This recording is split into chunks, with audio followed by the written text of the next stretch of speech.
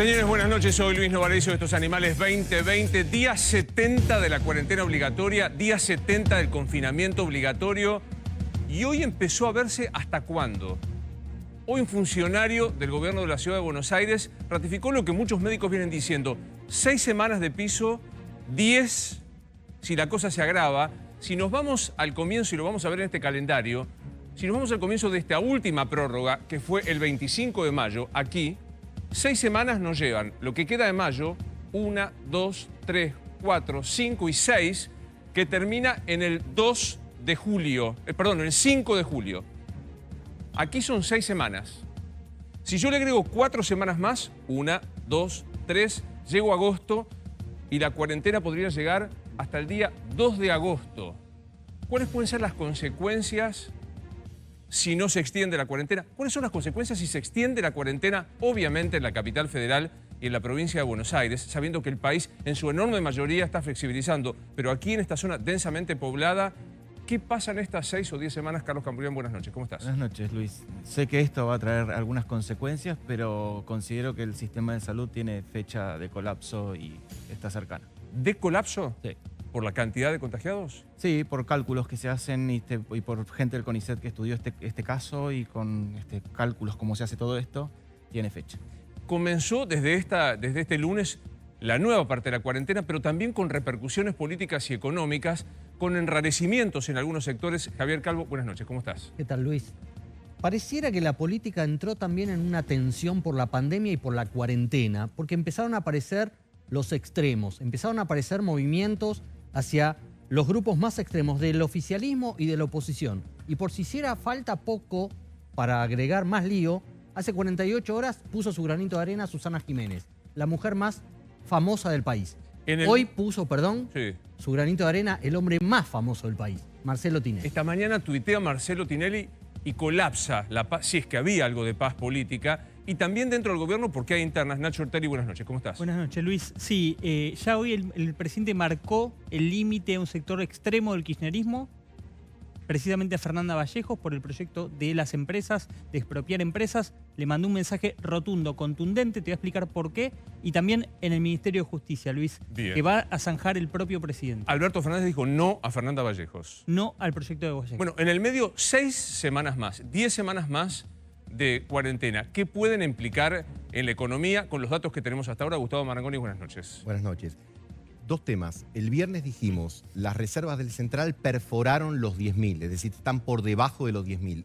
Hace pocas horas el Banco Central anunció un torniquete para hacer más difícil el acceso a las divisas del Banco Central. Y por el lado de la extensión de la cuarentena, tenemos la proyección de la caída de la recaudación tributaria, que ya después diremos, pero que está estrictamente vinculada porque más tiempo de cuarentena es menos actividad económica, claro, menos recaudación. Esto es recaudación, esto es lo macro que está planteando las reservas, pero en lo micro, en lo de los comercios, en lo que pasa en el día a día. Paulino Rodríguez, buenas noches, ¿cómo estás? En lo micro, buenas noches, Luis. En lo micro está una caída libre, sin piso, sin perspectiva al mismo tiempo para muchos sectores que van a ser los últimos que van a abrir, hoteles, restaurantes, turismo, con alto impacto en algunos lugares en particular, pero en buena medida extendido a lo largo y ancho de la Argentina, y concentrado en la ciudad y el conurbano el tema comercio, claro, con toda la cadena y con todo lo que impacta, y hasta inclusive en lo esencial. Y el transporte es todo un título y en un ratito te cuento detalles. ¿Por qué hablamos de 6 a 10 semanas? Porque lo venían diciendo los médicos,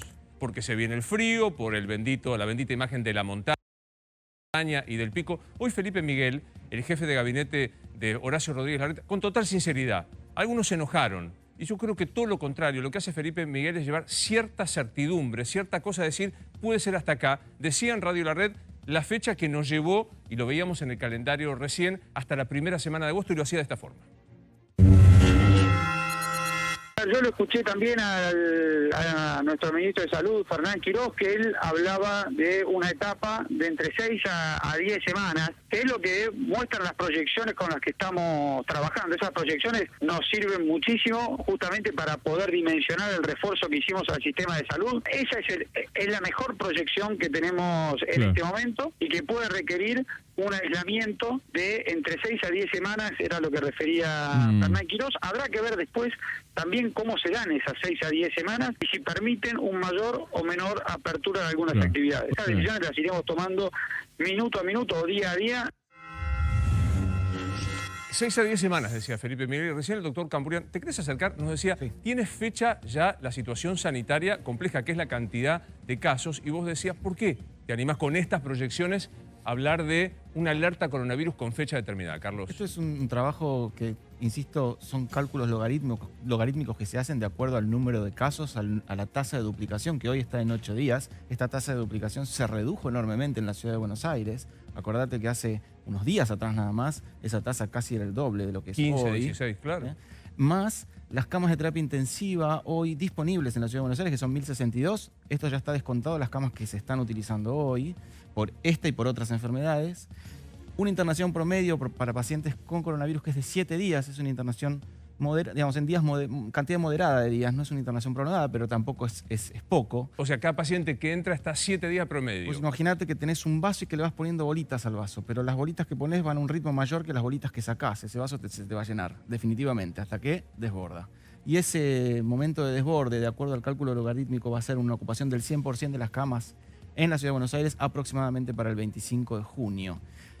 Pero si vos das vuelta a la hoja, más allá del cálculo logarítmico, hay muchísimo, y porque esto también cuenta camas del sector privado, hay muchísimas instituciones privadas que no están en condiciones de sostenerlo, porque los enfermos no están yendo a los sanatorios, porque no están recibiendo dinero, porque no se pueden sostener.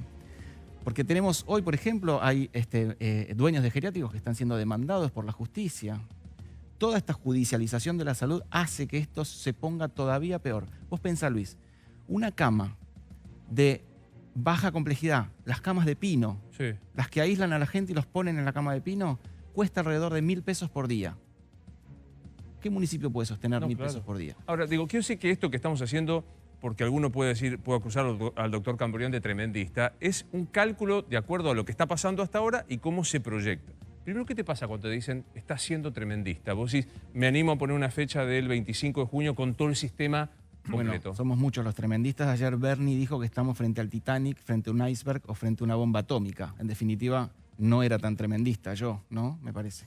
¿Y esta historia de decir 6 a 10 semanas, te parece que tiene lógica? Sí, tiene lógica y no sé si no es corto el tiempo. No sé si no es corto el tiempo.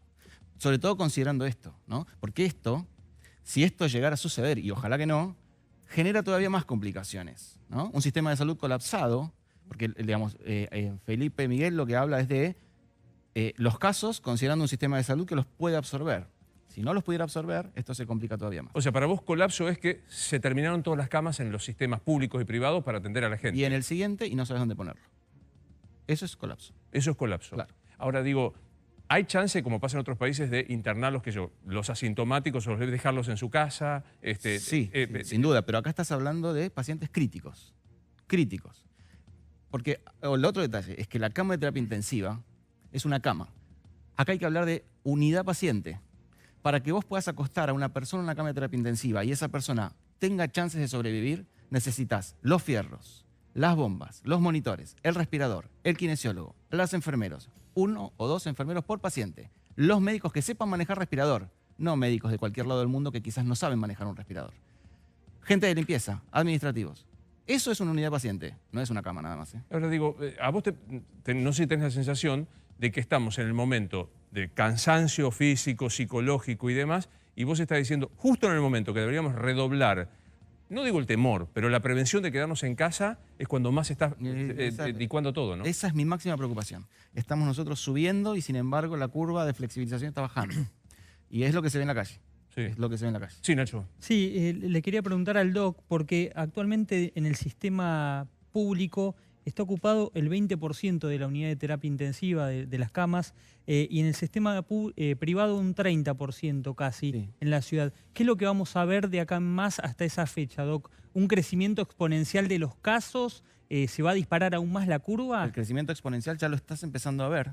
Y la cantidad de casos activos, que hasta el 25 de mayo eran 5.000, también va a aumentar y se va a duplicar. Esa cantidad de casos activos, el 4%, requiere terapia intensiva. Acá la tenés, Carlos, para el que... Esta es la última semana. Hemos tomado aquí en Animales la decisión de poner semana por semana para ver qué pasa. Habíamos comenzado con el 23 de mayo, en donde había 400 en la Ciudad de Buenos Aires, 289 en la provincia de Buenos Aires, y fíjate que tenemos 425 en la ciudad y 299 en la provincia de Buenos Aires. ¿Podemos ver el calendario de vuelta? Porque vos ponías la fecha con un cálculo logarítmico. No, a ojo, 25 de junio. A ver, nos estamos ubicando en la última semana de mayo. Luis, una cosa. Siempre y cuando la tasa de duplicación sea esa. Si la tasa de duplicación disminuye, esa fecha se adelanta. O sea, si esta tasa se mantiene, nos queda 1, 2, 3, 4 semanas hasta llegar aquí para llegar al momento más crítico, siempre y cuando no se aumente la velocidad de contagio. Exactamente. Este es el punto. Y, digamos, la cuarentena, si llega hasta el 2 de agosto, está cubriendo toda esta zona crítica. Sí, por supuesto, por supuesto. Insisto con... digamos, esto va a depender mucho del comportamiento en la calle, ¿no? Y vuelvo a la tasa de duplicación. Si la tasa de duplicación... Y estamos hablando de la ciudad de Buenos Aires. Si nos metemos con la provincia de Buenos Aires, la historia cambia radicalmente. Y por supuesto que empeora. Acá está, esto es la tasa de duplicación en la ciudad de Buenos Aires. Ya aprendimos todos, digo, no es que nos hemos convertido en expertos, pero sabemos. Es decir, si hoy tenés 10, ¿cuántos días tarda para que haya 20? Es 8 días. Antes estábamos en 15 aproximadamente. En 15. Tenés camas de terapia intensiva disponibles, o sea, ya sacás las que están Sacás las que están ocupadas. 1062. Sí. Y la internet, ¿cuánto tardo yo si soy internado? Este cálculo está hasta el 25 de mayo, ¿eh? No están contados los últimos días, que es donde hubo 700 casos, 760 hoy, ¿no? 3 fechas para que tengas en cuenta. 25 de junio, plantea Carlos como la fecha crítica. El día, bueno, no tengo el calendario malo, lo voy a tratar. 5 de julio, que dijo hoy Felipe Miguel, sería la primera posibilidad, el domingo 5 de julio, y si no, el 2 de agosto, como la opción de las 10 semanas. Sí, Javi. Doc, en el planteo que vos haces en relación con la posibilidad de que colapse el sistema sanitario de atención de terapia intensiva en la ciudad de Buenos Aires, ¿tiene que ver, incide los contagios y los enfermos graves que puede haber en el conurbano o solamente estamos hablando de los números de ciudad? Acá estamos hablando de Ciudad de Buenos Aires, en donde se concentra quizás la mayor cantidad de casos, ¿no?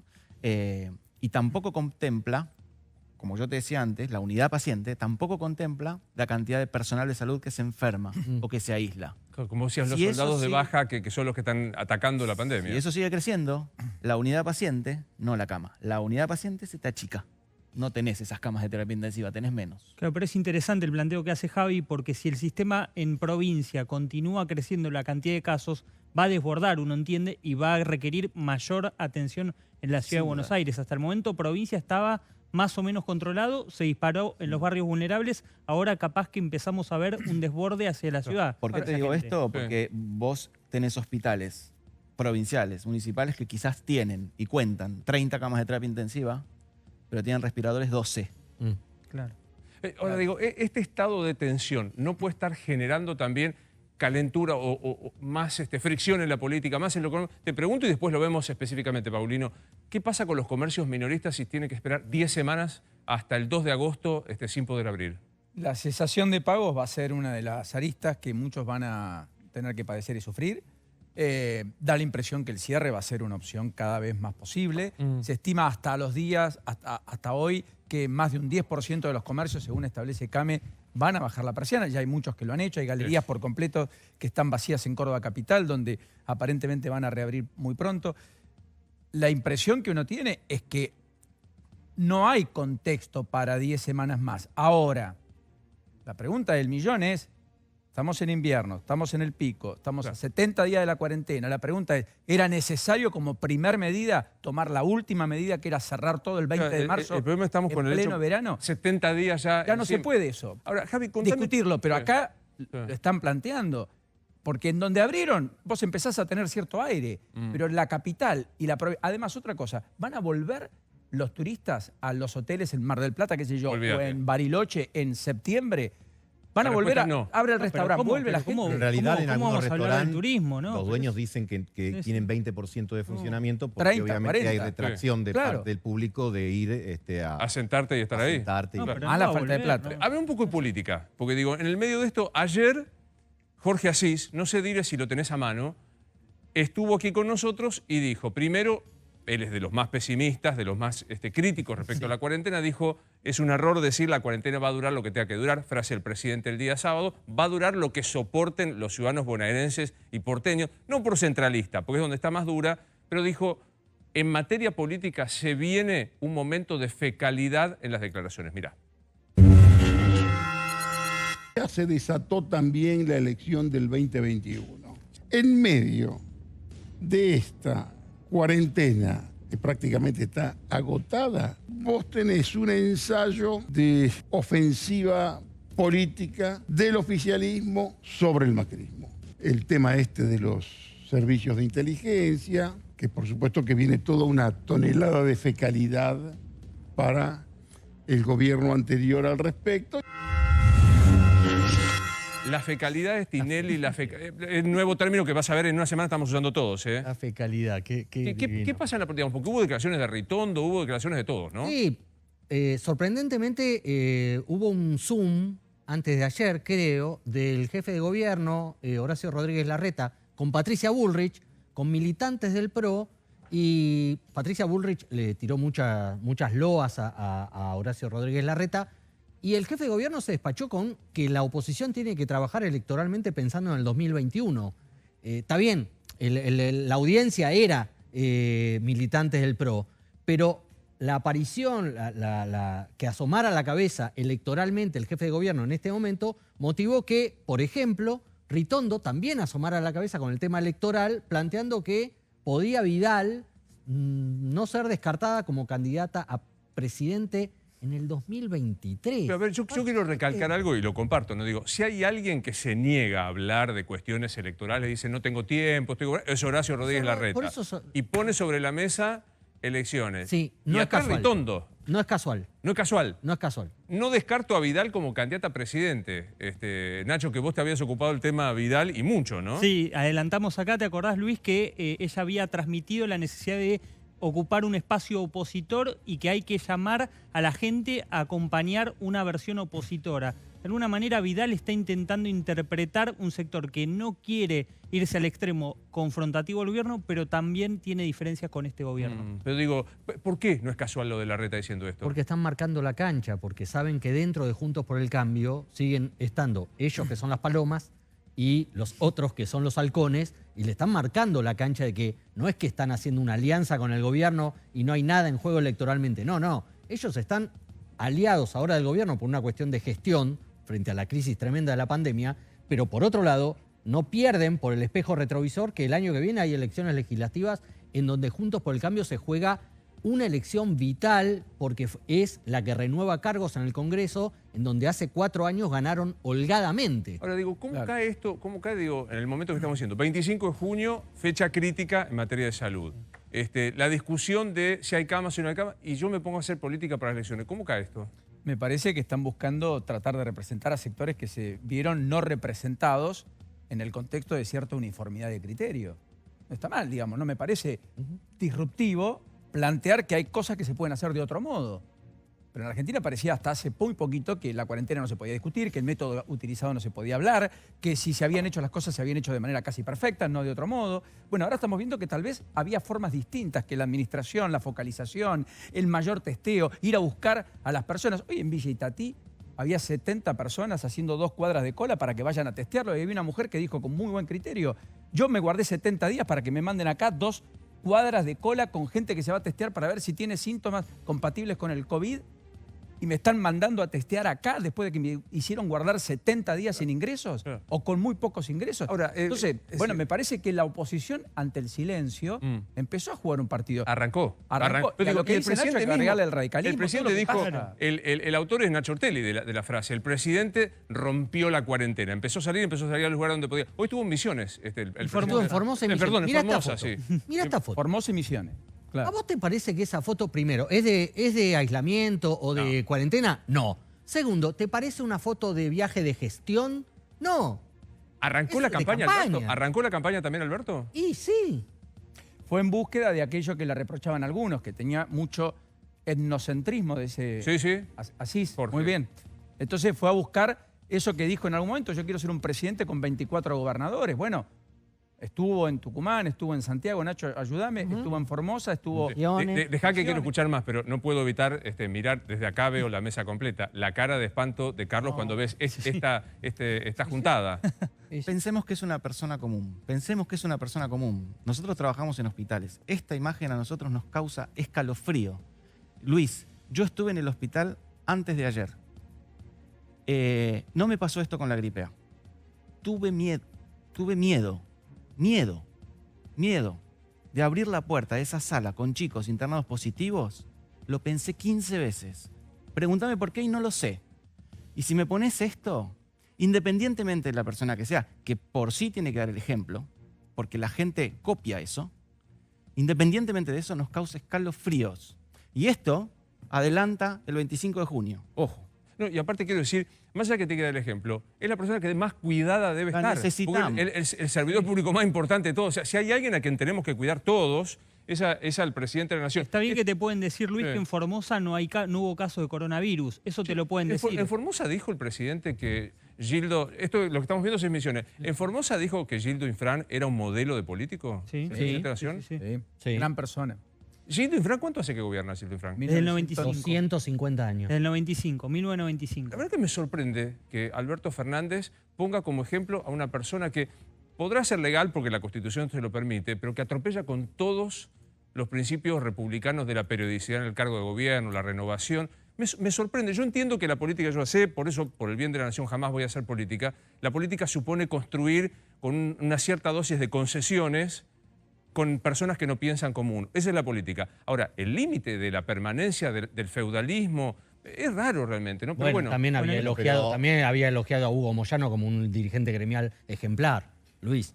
Digo, ese es el modelo. Tampoco usemos un doble estándar, digo, porque así como hay un gobernador al que la Constitución le permite presentarse reiteradas veces, hay otros intendentes de otro signo político que también hace 20 o 30 años están en el cargo y a veces no usamos el mismo estándar. Toda la razón. Nobleza obliga, la provincia de Buenos Aires el año pasado entró en vigencia el sistema por el cual puede estar solo 2 periodos, ¿no? Sí, o sea, pero guarda que hay un grupo de intendentes que lo quiere derogar. Un grupo que va creciendo a medida que pasan las horas. ¿No? Y no es ni el oficialismo ni la oposición, es de ambos. Pero digo, ¿coinciden los 4 que empezó la campaña del lado de Cambiemos, Juntos por el Cambio, o como quieran llamarlo, empezando a disputar?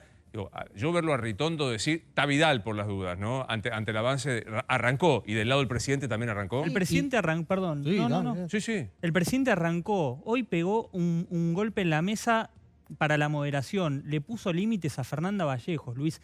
Está bien que lo hizo semanas después, pero lo hizo. Dijo, un país más justo no es perseguir a nadie, ni esas ideas locas de que queremos quedarnos con empresas, Luis. Eso es un golpe a la moderación. Es textual. Ideas locas de querer quedarse con las empresas. Eso es, Fernanda, fuiste. O sea, tu proyecto, cajonealo. 15 días después igual, ¿no? Sí, bueno, los tiempos en la política son así. Apareció también Tinelli, que ahora quiero verlo porque lo quiero sumar al ex ministro de Educación de la Nación, a Alejandro Finocchiaro, que está por videollamada. Alejandro, gracias por estar con nosotros, ¿eh? No, por favor, Luis, muchas gracias por invitarme. ¿Empezó la campaña? ¿Se calentó la política? Luis, la política tiene 2 facetas. Una, lo que llamamos la fase agonal, lo que decía Aristóteles, que es la construcción del poder, y otra, la fase de construcción, ¿no? de lo que podríamos llamar de gestión. Ninguna de las 2 se choca en sí misma. Uno hace gestión y también piensa en la próxima elección porque quiere continuar con su proyecto de gestión. Yo creo que esa dicotomía donde si uno está gobernando no puede estar pensando en las elecciones es una falsa dicotomía. Yo nunca he creído en eso. Sí, bueno, una cosa que no pueda pensar en la próxima elección y otra cosa que se dedique simplemente a pensar en la próxima elección. Uno tiene claro que los años impares donde hay elecciones intermedias no pasa nada. O sea, lo que no pasa en este año no pasa absolutamente nada. La pregunta es, ¿no hay un marco extraordinario, pandemia, angustia por saber qué es lo que va a pasar, como para bajar un poco el tono? Sí, por supuesto, y de hecho está bajado el tono, Luis. Y además, eso que decís vos es así, es cierto, y está mal que en los años que son impares el país se pare. Se para el poder legislativo, digamos. se ralentiza el poder ejecutivo. En realidad, una democracia con calidad democrática tiene 30 días de elecciones, de campaña, pero empieza 30 días antes. Pero vos decís que bajó un poco el tono. Javi, contame qué pasa, contémosle a todos qué pasó con Tinelli, lo que vimos, y te vas a enterar lo que pasó por debajo. Porque si alguno cree que esta mañana apareció un tuit de la nada y que las contestaciones vinieron así de un espasmo, se equivoca. Todo arranca con esto, Javi, cuéntame por favor. Esto viene a cuento de la denuncia que hizo la interventora de la AFI sobre la supuesta maniobra dentro de la AFI macrista de escuchar teléfonos de opositores, de propios, de periodistas, etcétera, que se hizo una presentación judicial. Hay que decir que Tinelli tiene viejas cuentas pendientes con el macrismo y particularmente con los servicios de inteligencia, porque Tinelli está convencido que durante el macrismo él fue espiado y él fue troleado por el macrismo para, digamos, agujerear, para criticar su vieja sociedad con Cristóbal López, que fue preso durante la era Macri. Tinelli arranca esta mañana, 8 y pico de la mañana. Los que saben de redes sociales dicen que hay dos grandes momentos para tuitear. Entre las 8 y las 9 de la mañana y después el mediodía, entre 12 y 1, ese es el momento. Y escribe, te escuchaban los teléfonos, te leían los mails, te apretaban con la FIP, tenían un aparato del Estado que pagábamos nosotros para perseguir a los que pensaban distintos o a los propios que pudieran descarriarse. Sí se puede, tiró Tinelli, durísimo, y siguió, ¿no? Me encanta incomodar a los trolls. ¿Por qué fue esto? Porque, fíjate la hora, fueron 2 horas después, en menos de 2 horas, por eso hablo del hombre más popular de la Argentina, en menos de 2 horas Tinelli se convirtió en trending topic en Twitter, porque salió toda la muchachada del macrismo a los tobillos. Entonces se convirtió en trending topic y entonces él, frente a eso, manda este otro tuit. Claro. Alejandro, primero, ¿qué pensás de esta denuncia ratificada, lo digo todo entre comillas, por Tinelli, de que en el gobierno que vos integraste investigaban ilegalmente a opositores y a propios como Massot, como Monzó, como Laura Alonso?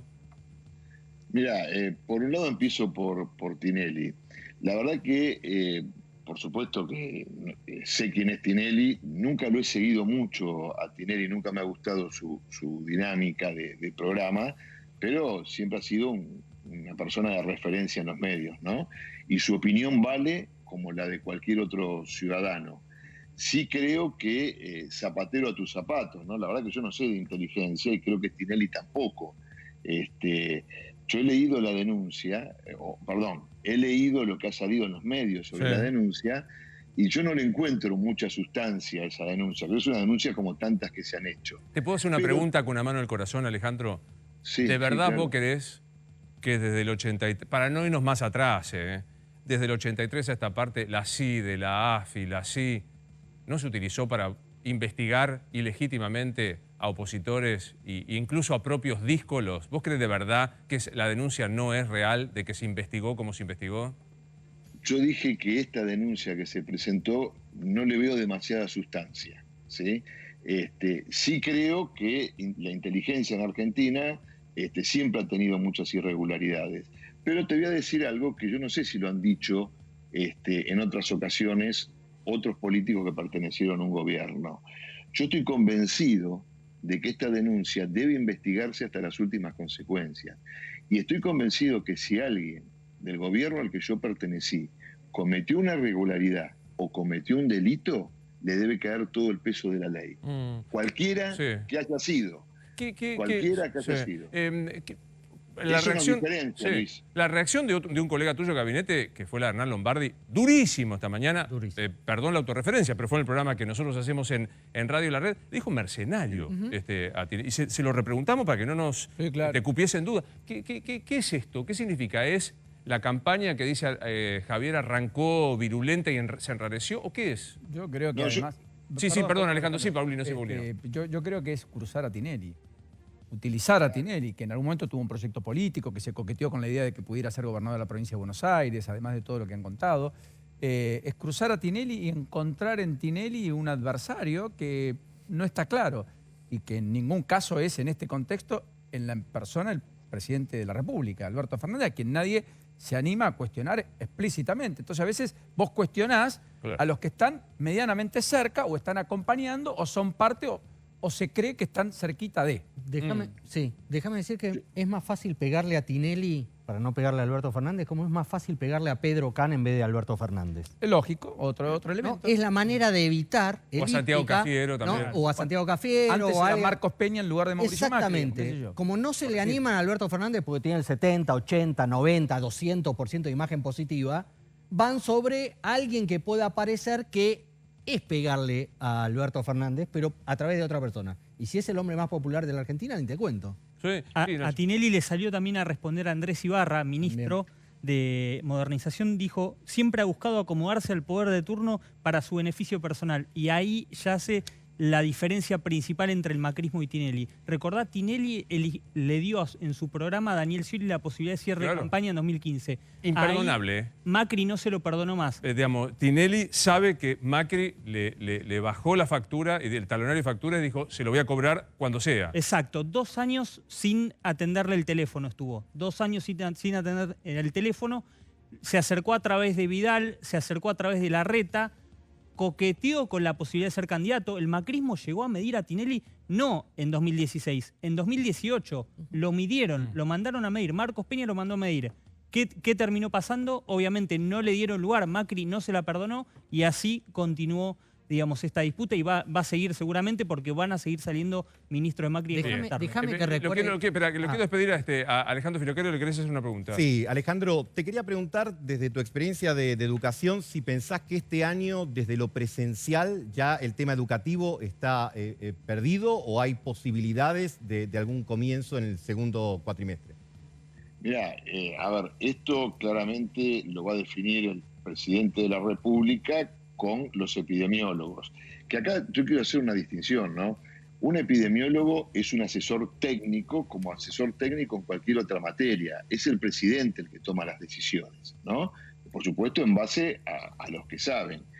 Yo soy un convencido y lo vengo diciendo que lo que aquí hay que hacer es hacer un ciclo lectivo unificado 2020-2021, donde el Ministerio de Educación ya debería estar trabajando, y creo que no lo está haciendo, en definir cuáles son los contenidos absolutamente necesarios que nuestros chicos y chicas van a ver en este ciclo unificado, de acuerdo a la cantidad de días que tengan, cuáles son aquellos contenidos que van a tener que ver más ligeramente y cuáles son aquellos contenidos Bien. que el sistema educativo va a tener que ir dando a medida que vayan escolarizando o sigan escolarizándose los chicos. Está claro. ¿No? Alejandro, como siempre, un placer escucharte, ¿eh? No, por favor, muchas gracias. Gracias, Luis, muy y gracias a todos ustedes. Por favor. Digo, ¿te puedo pedir otra vez el calendario? ¿Te complico, Dire? Para que veamos de qué estamos hablando, porque quiero hablar de economía con Gustavo en este momento. Hoy estamos parados acá, estamos parados aquí, en esta última semana del mes de mayo. La previsión no arbitraria, no de horóscopo, sino si hoy estamos en estas circunstancias y se mantiene, supone que, dijo Felipe Miguel, son 6 semanas más. Esto nos hace cumplir todo junio y nos trae hasta el día 5 de julio. Si son 10 las semanas, como podría ser la cuarentena, nos lleva hasta el 2 de agosto. ¿Me contás con los datos que tenemos de recaudación de hoy para después proyectarlos hacia adelante, Gustavo? Sí, mira, la estimación de la recaudación del mes de mayo te da una caída, ahí la tenemos, de menos 35%, siempre comparado con mayo del año pasado. Vos fijate que si ves enero, febrero, prepandemia, estás en el orden de 4%. Después saltaste al 8%, después al menos 25% y después al menos 35%. Obviamente, si no hay actividad económica, no hay recaudación. Y ayer Maxi explicaba muy claramente que si no hay recaudación, la diferencia que tenés entre lo que no recaudás y lo que gastás es, acá en el medio habría una E de emisión. Está bien, no tenés otra alternativa. Hoy no hay otra alternativa. Ahora, en tanto y en cuanto esta diferencia se mantenga en junio, a lo mejor en junio podría venir un poco mejor si la apertura del interior del país muestra algún nivel de actividad, pero vas a estar a lo mejor en el menos 30, menos 20 y pico. Entonces, estás como acumulando la tarjeta, vamos a decirlo de alguna manera, y cuando vos acumulás en la tarjeta, siempre hay un momento que te va a llegar el resumen vas a tener que pagar. Total. Entonces, la gran preocupación, entonces acá se habló de elecciones, todo a mí me parece bárbaro, la política hacer elecciones, no me voy a escandalizar por eso, pero estás almorzándote la cena, porque yo te diría, tenés una preocupación inmediata para los próximos meses del oficialismo, de la oposición, porque muchas veces también le podés decir a la oposición, che, ya que estamos preocupados por ver cómo salimos de esto, acercame a alguna propuesta para ver si hay una salida a esta situación. Lo cierto que este desempeño fiscal preocupa respecto de lo que va a pasar el invierno. Denme un instante porque quiero hablar con Paulino de lo que significa el día a día. Los comercios que hay, que están diciendo, no porque sean asesinos seriales o quieran desafiar la cuarentena, simplemente porque dicen, no sobrevivimos. Vamos a hablar enseguida de este tema, pero lo tengo en videollamada al titular de Yacimientos Carboníferos, ex jefe de gabinete, ministro de distintas áreas. Aníbal, soy Luis Novarecio. Buenas noches, ¿cómo estás? Hola Luis, ¿cómo vamos? Bien, gracias por atendernos. Arranco por esto que recién estábamos discutiendo. Aníbal, ¿hubo espionaje para vos en la gestión Macri de propios y ajenos? No tengas duda. Este mamerto ha dedicado mucho de su tiempo a esa porquería. Lo ha hecho con su familia. Él llegó procesado por espionaje. Esta misma situación a través de lo que venían haciendo en la ciudad de Buenos Aires, y que lo hayan salvado en tiempo relámpago no significa que no conozcamos exactamente a lo que se dedicó toda la vida. Lo ha hecho con todos eso, absolutamente con todos. Un tipo sin ningún escrúpulo, un tipo sin ninguna formación, un tipo que no podía hacer otra cosa que esas porquerías a las cuales acostumbró a buena parte de su gabinete, que tampoco tenían demasiadas luces y los resultados están a la vista. No hay que hacer mucho esfuerzo para esto, hay que ir y mirar el expediente, hay pruebas a montones. Yo no corresponde que opine, pero en una parte comparto. Quiero decir que lamentablemente el espionaje en la Argentina se ha utilizado más para meterse en las sábanas ajenas que para prevenir cuestiones centrales, como pasó en las gestiones anteriores. Los relatos de Jaime Estiuso. Déjame que te haga una diferenciación. Cuando se saca la ley, cuando se dicta la ley 25.520, ley de inteligencia, fue un acuerdo de todos los partidos políticos. Un tema no es menor, es un tema muy de fondo, porque con el manejo de la inteligencia a piacere, digamos, se ha hecho mucho daño en la Argentina.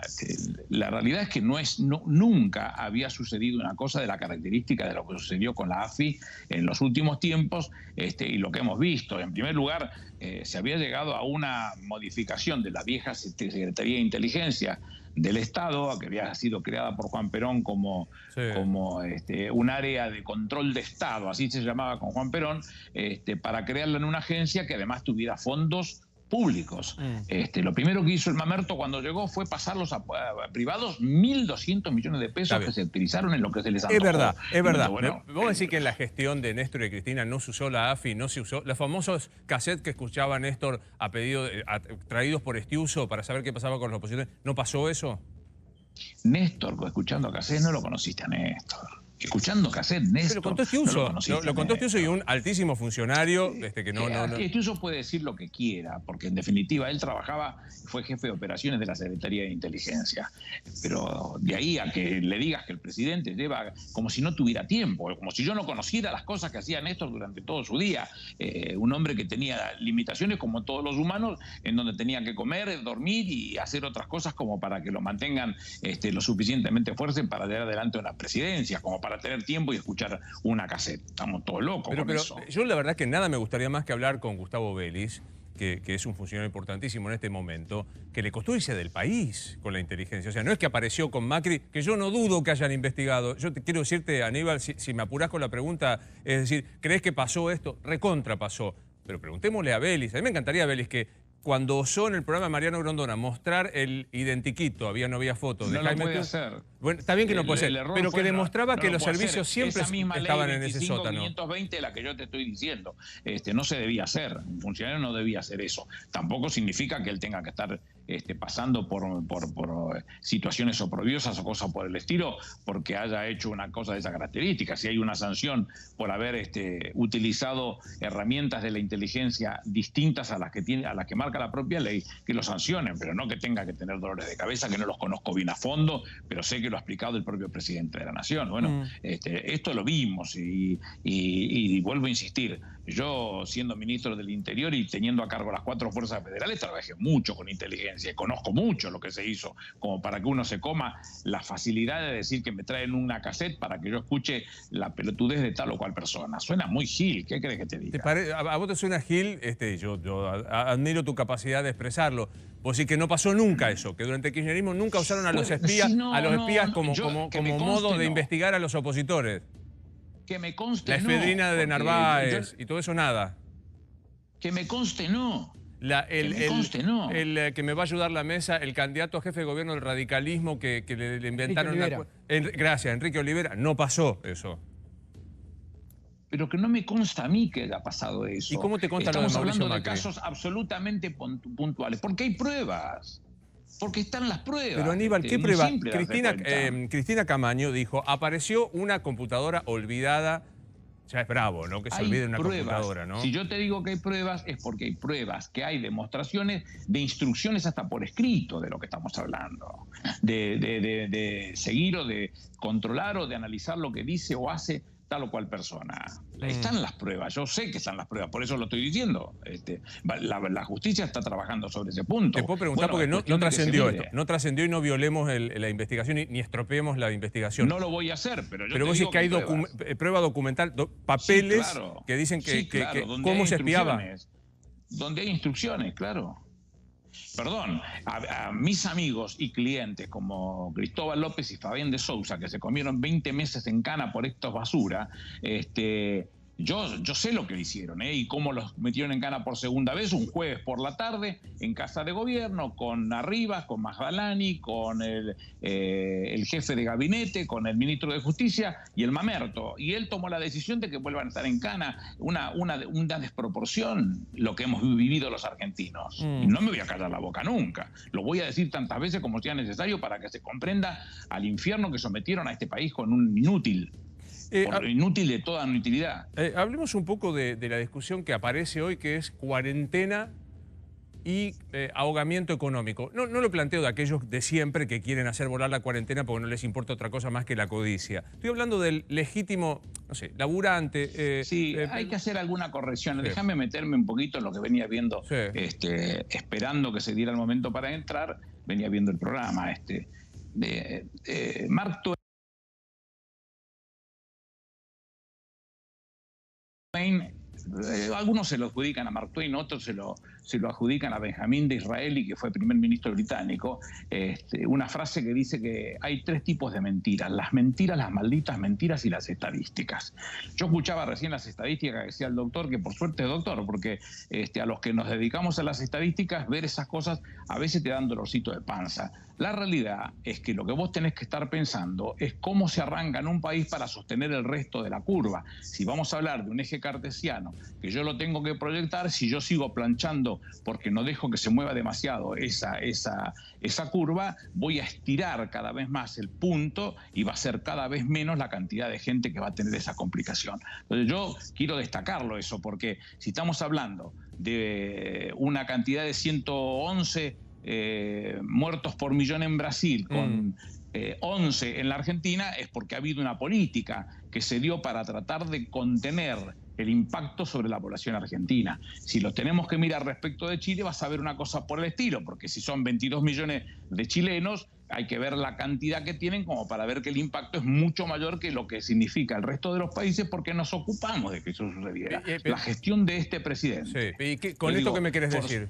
Digamos que yo no estoy tan convencido que eso fuera así y que es probable que se corra el punto, porque lo que se está haciendo es achatando la curva, precisamente controlando el impacto de lo que significaría toda la sociedad en la calle. Si eso fuera así, vos decís, ¿se banca 10 semanas el país en todo el ámbito? Porque digo, me parece que también hubo como un enamoramiento razonable al principio, estar solo hablando de lo epidemiológico, lo sanitario. Hoy me parece que hay otras cosas más para considerar.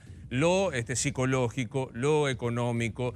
¿Se banca 10 semanas más la cuarentena? Lo psicológico es lo que más me puede preocupar en este caso. Lo económico, o lo que pueda implicar para la Argentina, lo económico, es una situación incomodísima que tiene que resolverse. Muchos de los que hablan de la cuarentena o de los que hablaban del contagio como rebaño, es un despropósito que nuestra Constitución no permite, no solo por su propia letra, sino porque tampoco lo permite en función de los tratados internacionales. contrarios en su de esa explicación, en términos económicos, los que sí permite nuestra Constitución, artículo 75, inciso 19, es las compensaciones que está haciendo el presidente, lo explicó desde el primer momento, tantas veces como sea necesario. Ustedes hablaban hoy de que los municipios no iban a poder, porque no están recaudando, no van a recaudar, no hay forma que puedan recaudar, no hay forma que mejore la economía porque no tiene actividad. Aníbal, compensaciones estás hablando, por poner ejemplo, 10.000 pesos de la IFE, 6% aumento para los jubilados que lleva la mínima a 16.000 pesos. Compensar no compensa. Te digo sobre los dos, los dos. Se le han pegado, a las empresas se le ha dado dinero para que puedan compensar los salarios. Ahí hay un tema por corregir, yo lo he hecho público, no tengo por qué callármelo. Si nosotros vemos que en una empresa puede trabajar el marido y la esposa de una pareja y los dos pueden cobrar los salarios, yo entiendo que en la IFE, en una misma casa, pueden los dos que componen la pareja también cobrarlo de la misma manera. El 6.4% de los jubilados es absolutamente exiguo. Cuando Néstor Kirchner llegó, siendo yo ministro del Interior y el actual presidente de la Nación, jefe de gabinete de ministros, tomó un país donde el impacto de las jubilaciones significaba el 4% del Producto Bruto Interno. Y antes de que se pusiera a funcionar el índice de movilidad jubilatoria, lo llevó al 11% del Producto Bruto Interno con varios acuerdos. Yo no tengo duda que Alberto termina haciendo eso a corto plazo. Tiene que ir resolviéndolo de la mejor manera porque también son compensaciones que no se pueden dilatar. Sí, mientras tanto, hablale al 60 o 70% de los jubilados que cobra 16.000 mangos en este momento. Sí, van a tener que recibirlo y lo van a recibir, no tengo duda. Conozco cómo es el tema. Si el presidente desde el primer momento habla de las compensaciones, y vuelvo a insistir, nuestra propia Constitución interpreta eso en su artículo 75, inciso 19, porque habla de lo que significa el desarrollo económico específicamente, bueno, estamos hablando entonces de que el Estado va a tener que invertir de la forma que sea, y entre otras cosas, con el impuesto a las grandes fortunas, morigerar ese impacto para que puedas hacer las compensaciones que tiene que hacer. Acá el presidente acaba de decir, recordame el textual, Nacho, del presidente que dijo esa idea loca de quedarse con... Un país más justo no es perseguir a nadie, ni esas ideas locas de que queremos quedarnos con las empresas. Es recontra loca. ¿La de Vallejo? No es loca, es recontra loca esa idea. ¿Por qué razón? Tengo que ir yo a sacarle el patrimonio a nadie. Si lo que tengo que hacer es una compensación, lo vengo anunciando desde el primer momento. Hablamos de compensación, no de préstamo o de subsidio o de cosa que se parezca. No, pero estoy felizmente sorprendido. Puedo decir que la idea, no importa, no lo personalizo en Fernanda Vallejo. Googlealo, porque lo vengo la idea de Fernanda Vallejo Yo no tengo nada con Vallejo, no me interesa personificar la discusión. No, digo que desde el primer momento estoy en contra de esa apreciación porque estoy hablando de compensación. El Estado, como lo asumió el presidente de la Nación desde el primer momento, viene hablando con toda claridad que tiene que compensar. No estamos hablando de otra cosa, compensar lo que está sucediendo. Y bueno, es una situación muy mala, sí, es horrible. Tenemos que ver entre todos cómo hacemos para salir espectacular, bárbaro, es lo que tenemos que hacer. Pero no sacándole patrimonios a los otros, es un despropósito sin sentido que no pienso callar. Pero sí aplicando un impuesto a la riqueza, a los ricos. Es otra cosa, porque en definitiva, este es el país que te dio la oportunidad de que lo hagas. Es una sola vez, no estamos hablando de un impuesto, estamos hablando de una contribución por única vez en la cual esas grandes fortunas, 12.000 personas, no son empresas, son personas, contribuirían para que se pueda ir resolviendo la situación de estas compensaciones que tan interesantes se hacen y tan importantes se hacen. Acá se criticó porque en tal lugar cobró fulano. Bueno, si quieren joder con esa comidilla, jodan, yo no lo voy a hacer, pero jodan, ustedes no me interesa. Pero la realidad es que si entra una empresa en esa situación con la compensación, tiene que compensar. Tiene que compensar. ¿Por qué? Porque es el impacto que impide el desarrollo económico que nuestra propia Constitución a partir del 94 incorporó en el 75-19. ¿Me explicás vos que viste que los gorilas tenemos dificultad para entender al peronismo, no te cuento al kirchnerismo? ¿Me explicás cómo es que Fernanda Vallejo se lanza a una idea que vos calificás de recontraloca y yo tengo que entender que es una libre pensadora y que no fue un intento como para o tabicar a los que tienen mucho dinero o apretar a algunos para que se sientan presentes los que han vuelto. ¿Me explicás cómo funciona eso? No quiero personificar. Cualquier no, diputado estoy hablando, de la no nación, importa. cualquier senador de la nación, yo lo he sido, tenés derecho a presentar el proyecto que vos quieras. No estoy diciendo que no tengas derecho de presentarlo. Que además nunca hubo un proyecto. El otro día me decía una colega tuya, era un principio de proyecto. No, con ese criterio, un huevo que no se rompió es un principio de proyecto de bizcochuelo. No hay eso, no existe eso. No hablemos de esa posibilidad, porque esa posibilidad no va a existir nunca. Sin haberlo hablado con el presidente, lo conozco. Es mi amigo, que hoy es presidente, y sé lo que piensa, y jamás haría semejante cosa de manotearle el patrimonio a nadie. Estamos hablando de compensar. Lo dice nuestra propia Constitución y se está llevando a la práctica. Está claro. ¿Vos sentís que hay una discusión interna? Ya sé que me vas a decir yo, de mi gobierno no hablo, etcétera, etcétera, pero que hay como una pelea por saber, en este momento tan tremendo que es de la pandemia y de un gobierno de coalición, de coalición, de acuerdo que hay como una pelea para saber hacia dónde se dirige, que hay un sector más moderado, un sector menos moderado, que se está peleando ahí adentro? Pero los más moderados y los menos moderados resuelven su tema cuando se dan cuenta que tienen un presidente que decide. Que venga uno a mandar, dice Martín Fierro, y ese vino, está ahí, se llama Alberto Fernández. Tienen que preocuparse en ese tema. Él es el que está monitoreando día a día lo que tiene que llevar a la práctica para poder cumplir con ese objetivo. El primer objetivo que se comprometió es el tratar de llevar adelante una estrategia que impacte lo menos posible en la vida de los argentinos. Son 508 los decesos, desgraciadamente. Ojalá uno pudiera dar a cada una de las familias un abrazo muy grande por lo que sucedió, pero son 508.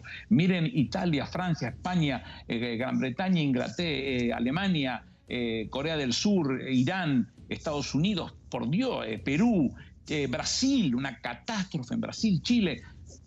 Si no se dan cuenta que el esfuerzo que se hizo está dando su fruto, ellos no les va mejor en la economía que a nosotros. No les va mejor que a nosotros. ¿Qué te pasa cuando algunos todavía menean, sacuden el tema de Argentina se dirige a Venezuela? Pero son pelotudeces que yo no tengo ganas. Es muy tarde, trabajé desde muy temprano y me quiero bañar y acostarme. La verdad que eso, Luis, es muy estúpido. Ahí, la derecha se le ha dado, y te corro, porque por lo menos tenés formación jurídica e inteligente, además, ha presentado sus gestos, sus hombres y mujeres módicos, absolutamente módicos, en donde no tienen ninguna formación. Cuando escuchas a esta señora que realmente ha representado siempre un ala importante porque es cercana a lo popular y qué sé yo, pero dice tantas estupideces. ¿Qué sí, habla de Susana Jiménez? Sí, claro, tantas estupideces, en donde la señora te dice que le molestó porque vio una cola comprando huevos. ¿Sabe por qué pasa eso, señor?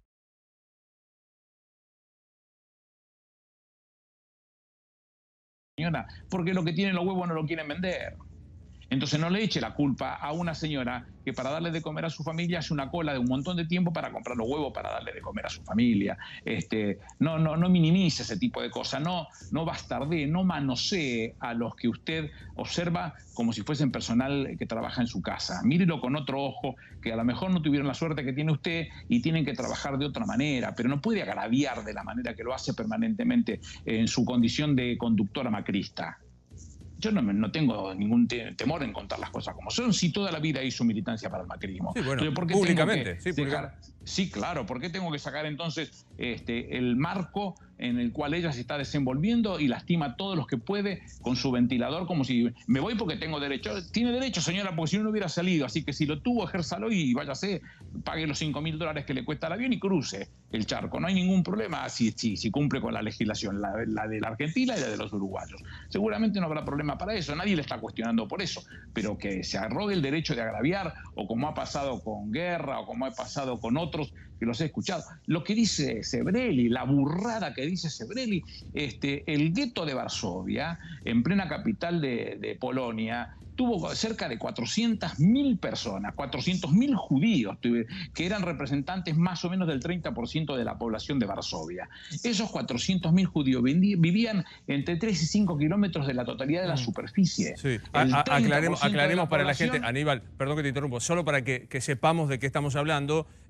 Se hizo la comparación entre el gueto de Varsovia y el blindaje, la cerrazón que se hizo en Villa Azul, en la provincia de Buenos Aires. Aparte de lo que quiero decir... Pero fue hablado con la propia sociedad. Yo he sido intendente de Quilmes, yo he caminado esos pasillos muchísimas veces, tanto en Azul como en Itatí, a quien les tengo mucho cariño, y que no es nada fácil pasar ese tema porque, a diferencia del gueto de Varsovia, que la enfermedad más cruel con la que tuvieron que enfrentarse fue el hambre, en estos lugares el gobierno está tratando de llegar a todos los lugares. ¿No te hace ningún ruido?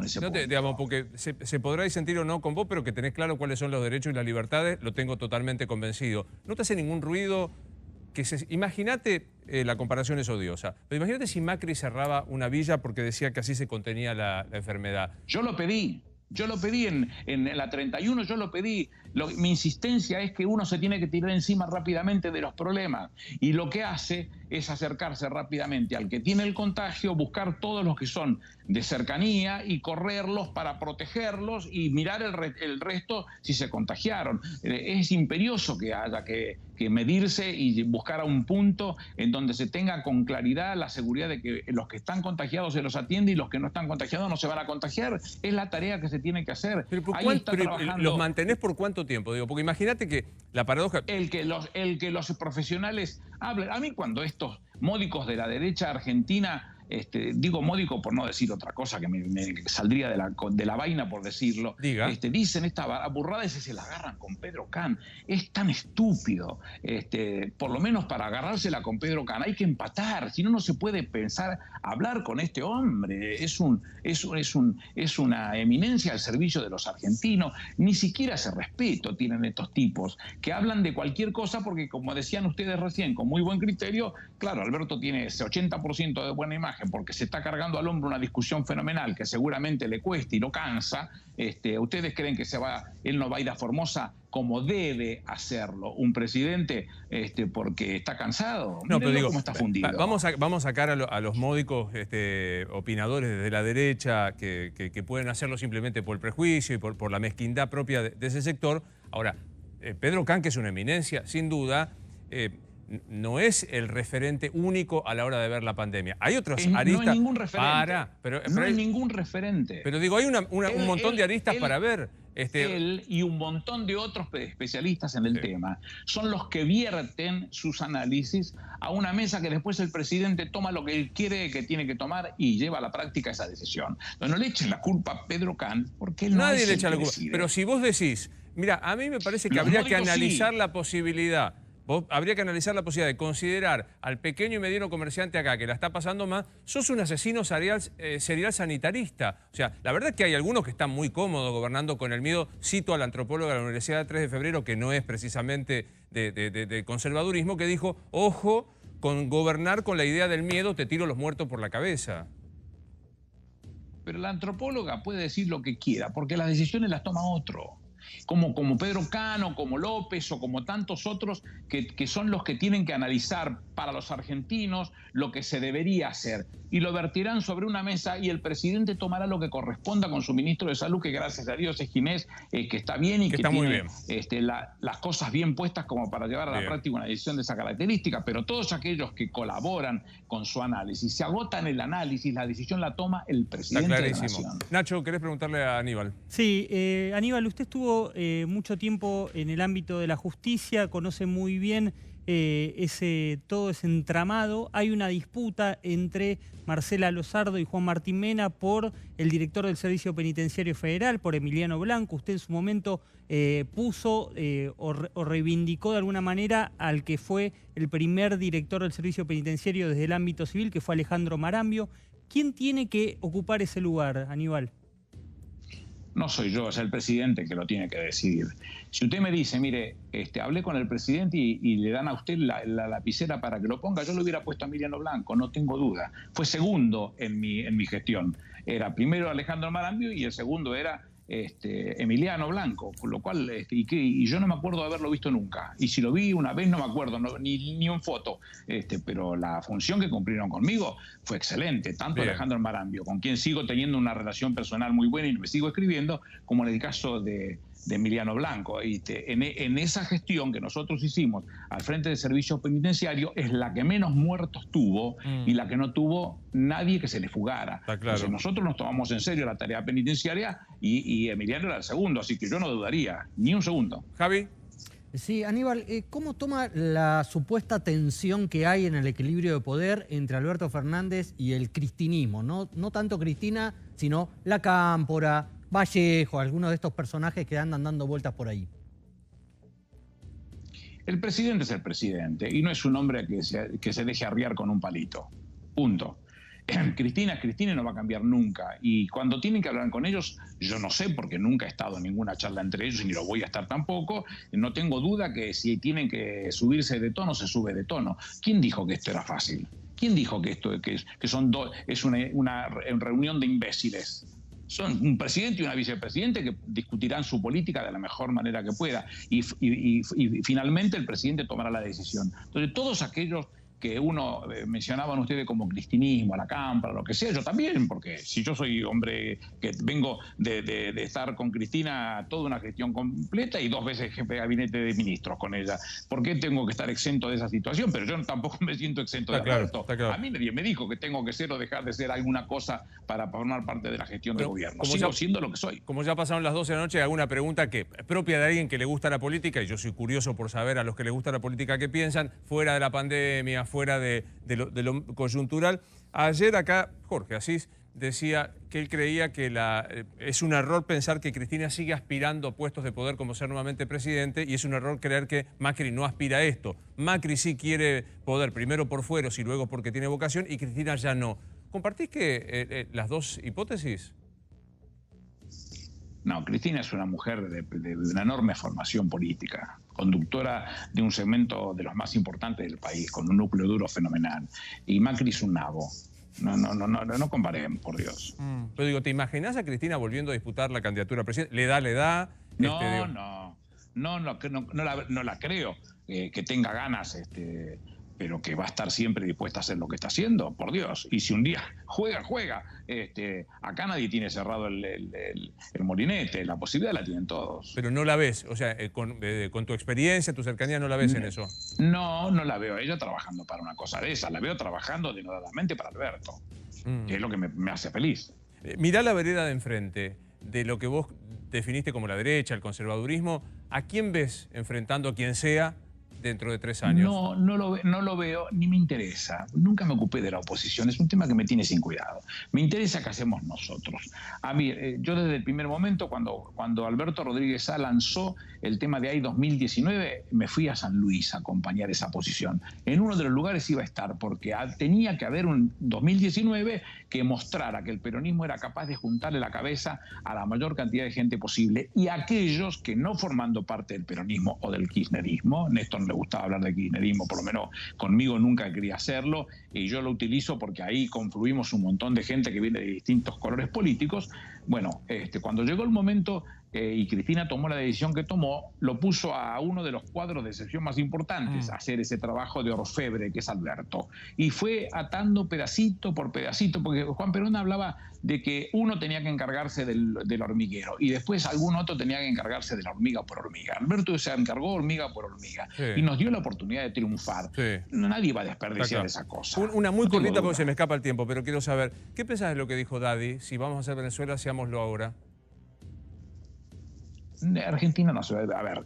A mí no me gusta hablar de Venezuela ni de ningún país soberano. Circunstancialmente vamos a hacerlo para así paramos un poco, por lo menos desde mi óptica, así evitamos que otro me lo vuelva a preguntar.